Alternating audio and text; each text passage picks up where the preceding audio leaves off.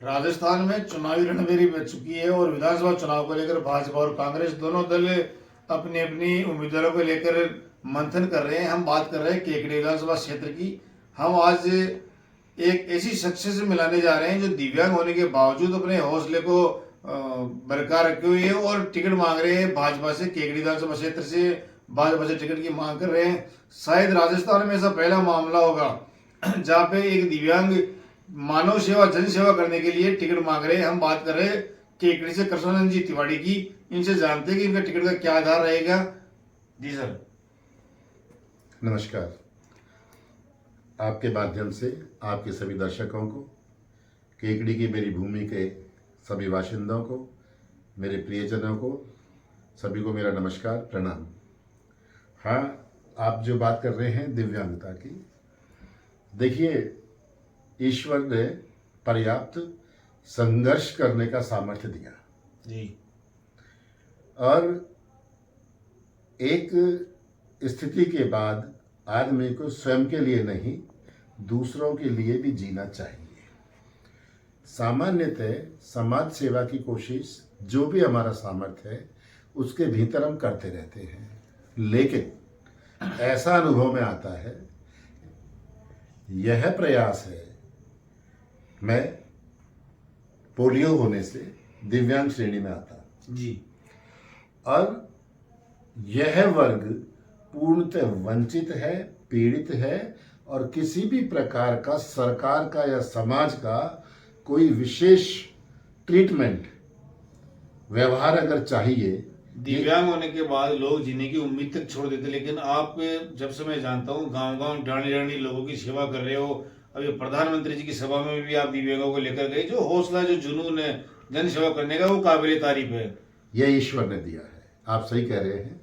मैं भी ईश्वर का बहुत आभार व्यक्त करता हूँ कि उसने मुझे इस विषम परिस्थिति के बावजूद यह सामर्थ्य, सोच और हौसला दिया कि मैं अपने स्वयं के दायरे के बाहर सोचूं और उसी के तहत मैं ये चाहता हूँ कि समाज में मेरा कोई कंट्रीब्यूशन हो, मेरा कोई सहभागिता हो, सकारात्मक। मान लीजिए आज मेरा सामर्थ्य है, मैं परिडे लगा देता हूँ, खूब लगाते हैं, आप जानते हैं पूरे क्षेत्र में, या खूब पौधे लगाते हैं। और अभी तो हमारे पौधे पेड़ बन गए हैं और हमारे लगाए पौधे जो पेड़ बन गए हैं उसी के ऊपर परिंदे लग रहे हैं। ऐसी फोटो खूब लोगों ने भेजी, यह ईश्वर की कृपा है।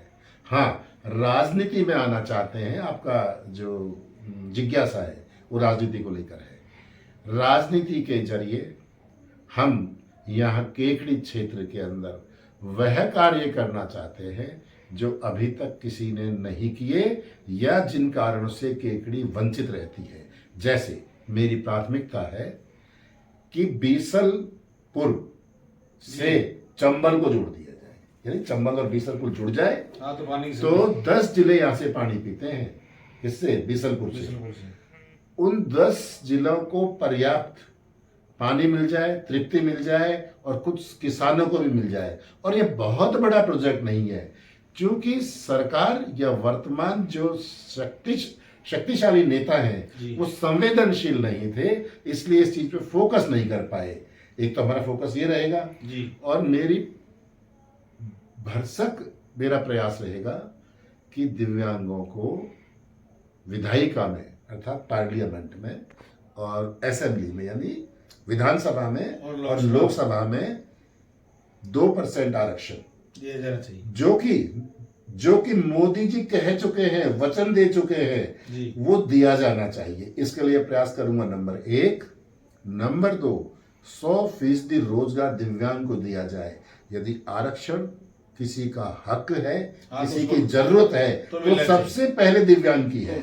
बिल्कुल सही बात। यह वर्ग सब, और इसमें कोई विवाद नहीं है किसी को भी, क्योंकि किसी का भाई, किसी का बेटा, किसी की पत्नी, किसी का पति, सबके कुछ जिनके भी ये जो भी इस श्रेणी में आ जाता है वो सब चाहते हैं कि सबसे, और जानते हैं कि सबसे पहले किसी प्रकार का आरक्षण या विशेष आश्रय सरकार का चाहिए तो दिव्यांग को चाहिए। तो हम चाहेंगे कि 100% रोजगार और दिव्यांग, और अगर 100% रोजगार न दे सके सरकार तो बचे हुए को 10,000 रुपया बेरोजगारी भत्ता देवे, कम से ताकि कम, उनका परिवार का निर्वाह हो ताकि सके। उनका परिवार का निर्वाह हो सके।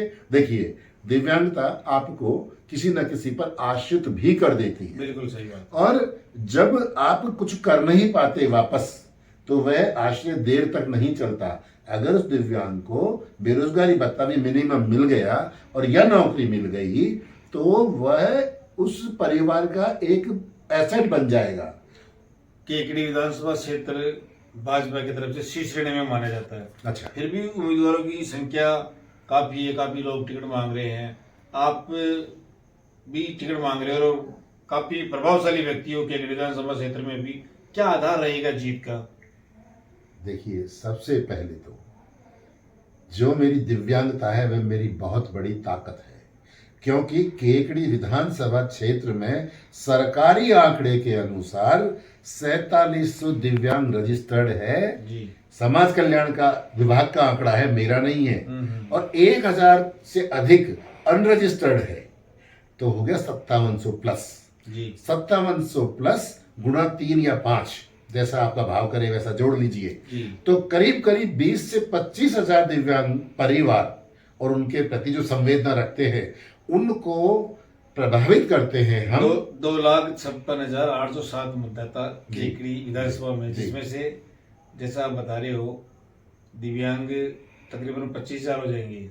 दिव्यांग और उसका परिवार या उससे सहानुभूति रखने वाला, जी। एक आदमी से 3 तो रखते हैं, तीन रखते हैं, बिल्कुल। पति पत्नी बेटा भाई कोई तो परिवार रखता ही के लोग, बहन है। है, हाँ, बेटी अब है। 6,000 को 3 से कर ली तो मिनिमम 18 है।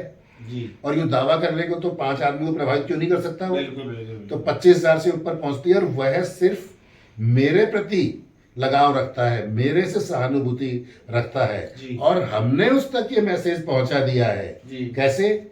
यहाँ 1,500 दिव्यांग हमने केकड़ी क्षेत्र में एक साथ प्रधानमंत्री जी की सभा में भी लेके गए थे, आपने सम्मान भी किया है। हाँ हाँ, प्रधानमंत्री जी की सभा में एक विशेष पंडाल हमारे लिए रिजर्व किया गया, जो पहली बार हुआ इतिहास में, और जो एक सिंगल दिव्यांग भी कहीं जाने से बाहर डरता है और ऐसे भीड़ भड़कते में जा ही नहीं सकता, वो पूरा पंडाल हमने वहां भरा।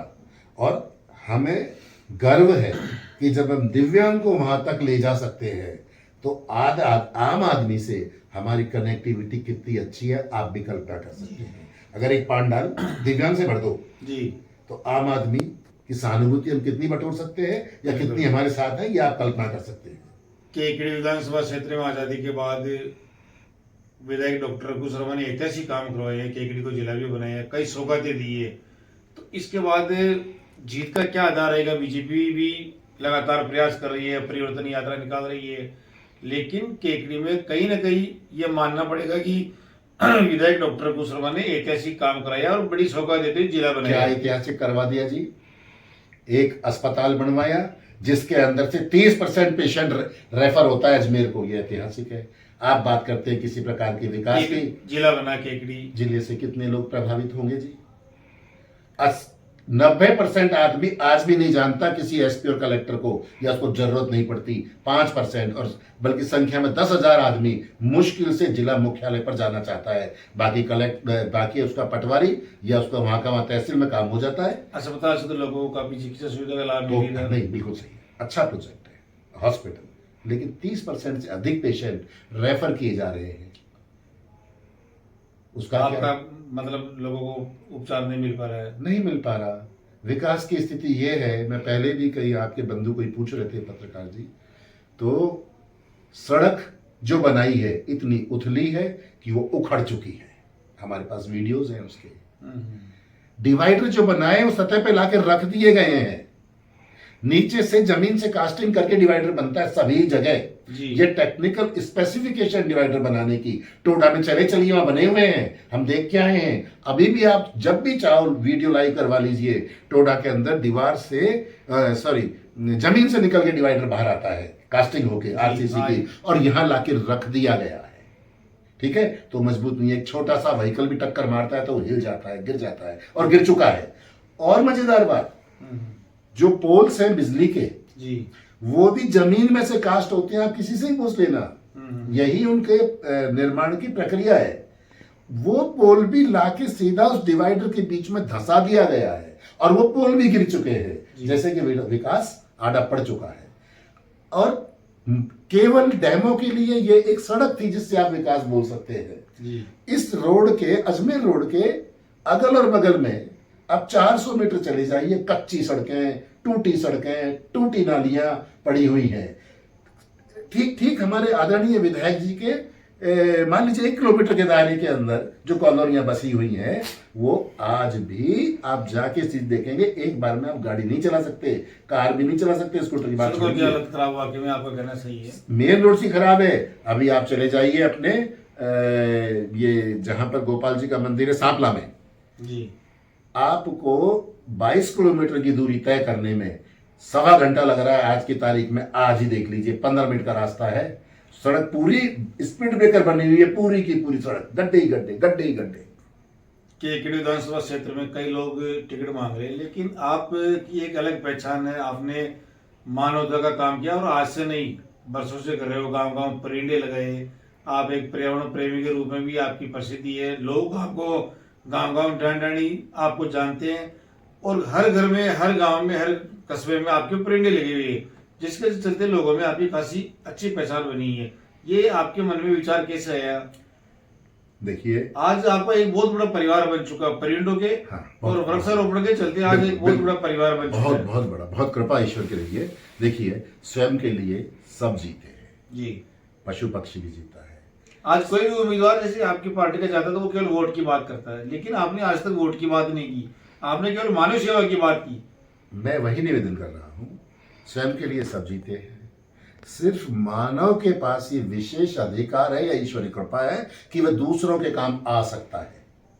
उसके तहत जैसा हमारा जितना सामर्थ्य है, हम हमेशा कोशिश करते हैं कि सिर्फ पॉजिटिव करें, चाहे वो परिंदा लगाने से हो, चाहे वो पौधा बांटने से हो, पौधे को विकसित करने से हो, और चाहे किसी से अच्छी बात करके हो, चाहे किसी मुझसे कम उम्र के बच्चे को सुप्रेरणा देने का काम हो। मैं सोचता हूं जैसा भी मेरा कंट्रीब्यूशन हो सके, मेरा सहयोग हो सके, मेरी सोच हो सके, वो हमेशा पॉजिटिव हो, और कुछ भी कंट्रीब्यूशन बोलने से लेकर जो फिजिकल कंट्रीब्यूशन है वो सकारात्मक हो। ऐसे ईश्वर से निराश्रित पशुओं की भी आप सेवा कर रहे हो, जैसा भी देखा रात को 9 बज रहे हैं, कोशिश। आपने तुरंत एक जो गाय थी उसको तुरंत वहाँ गौशाला पहुंचाया। तो ये कहीं ना कहीं इसका आपको चुनाव में बेनिफिट मिलेगा। नहीं, हम चुनाव में बेनिफिट के लिए कभी सोचा नहीं इस बात को।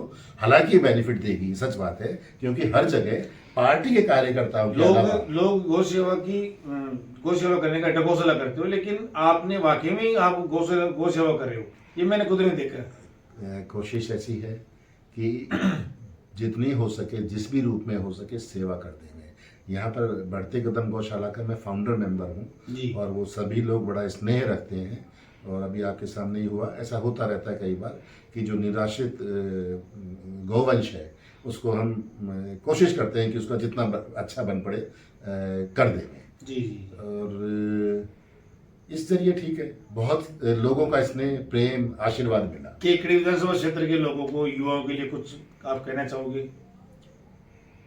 अगर मुझे पार्टी ने यह भूमिका दी चुनाव लड़ने की, जिसके लिए मैं पार्टी से निवेदन कर चुका हूं, अगर पार्टी मुझे समझेगी उचित और ये भूमिका देगी, और मुझे आशीर्वाद जनता का मिल गया, मैं इतना कह सकता हूं, आप इसे रिकॉर्ड पर रख लीजिए, कि किसी को अपनी गर्दन नीची नहीं करनी पड़ेगी ये सोच के कि हमने गलत वोट दे दिया।